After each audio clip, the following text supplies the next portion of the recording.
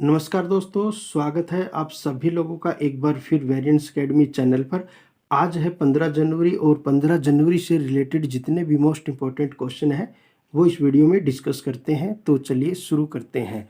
आज का पहला क्वेश्चन, हाल ही में भारतीय नौसेना दिवस कब मनाया गया?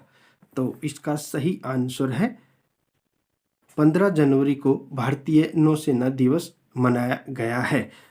इस बार 15 जनवरी को इंडियन आर्मी डे यानी कि भारतीय सेना दिवस 77वां मनाया जाएगा। अगर हम बात करें थल सेना दिवस, वायु सेना दिवस और जल सेना दिवस कब मनाया जाता है? 15 जनवरी को 15 जनवरी को थल सेना दिवस मनाया जाता है। 8 अक्टूबर को वायु सेना दिवस मनाया जाता है। 4 अक्टूबर को जल सेना दिवस मनाया जाता है। अगर हम इनके अध्यक्ष की बात करें कि भैया आप बताओ थल सेना का अध्यक्ष कौन है, तो कौन है? उपेंद्र द्विवेदी। वायु सेना का अध्यक्ष कौन है? अमरप्रीत सिंह। और इसी प्रकार से जल सेना का अध्यक्ष कौन है? दिनेश कुमार त्रिपाठी।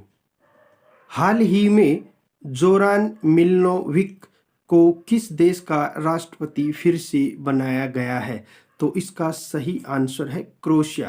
क्रोएशिया देश का फिर से राष्ट्रपति बनाया गया है जोरान मिलनोव को। अगर हम क्रोएशिया की बात करें, क्रोएशिया की राजधानी ज़ैग्रेब है और वहाँ की मुद्रा यूरो है।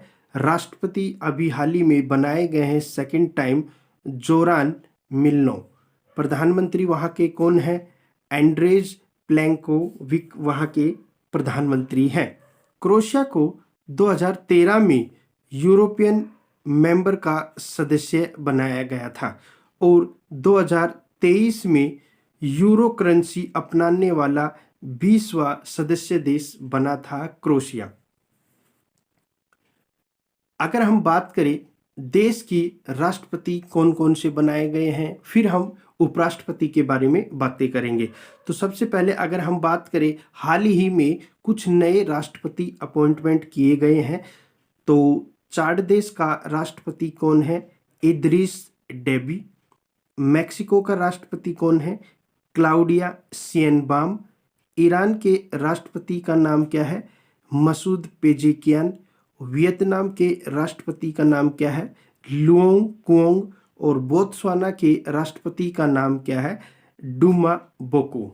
इसी प्रकार कुछ अन्य देश के प्रधानमंत्री भी नए अपॉइंटमेंट किए गए हैं, जैसे श्रीलंका के हरिनी अमरसूरिया को अपॉइंटमेंट किया गया है।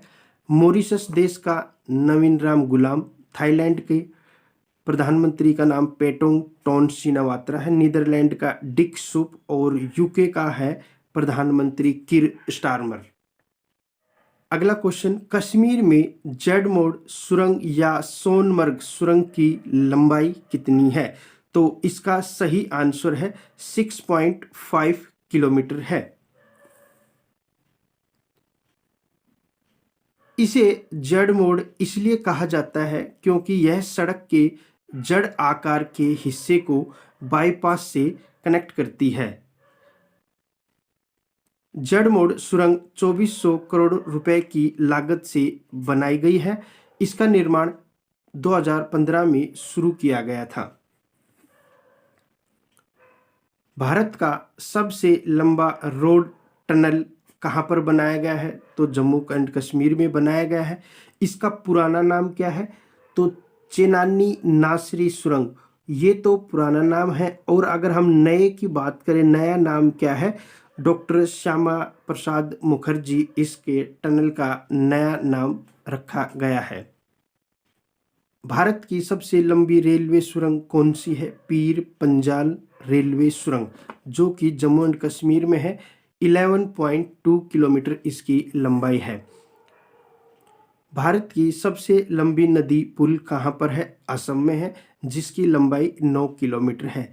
नाम इसका क्या है? पहला नाम था भूपेन हजारिका और नया नाम क्या रखा गया है? डोला सदिया ब्रिज रखा गया है। यह नदी पुल असम और अरुणाचल प्रदेश को जोड़ती है। हाल ही में डीआरडीओ ने भीषण ठंड में तैनात सैनिकों के लिए नई यूनिफॉर्म लॉन्च की है, उसका नाम क्या है? तो उसका सही आंसर है हिम कवच को लॉन्च किया गया है।